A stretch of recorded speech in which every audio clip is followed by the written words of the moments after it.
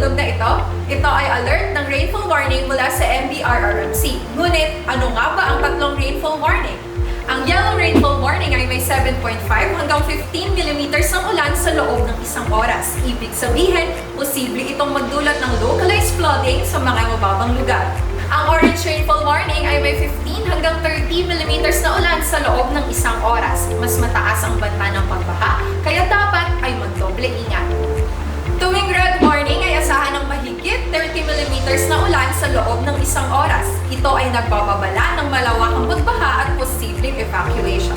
Sa susunod na may bagyo, huwag baliwalain ang signal warnings. Tandaan na ang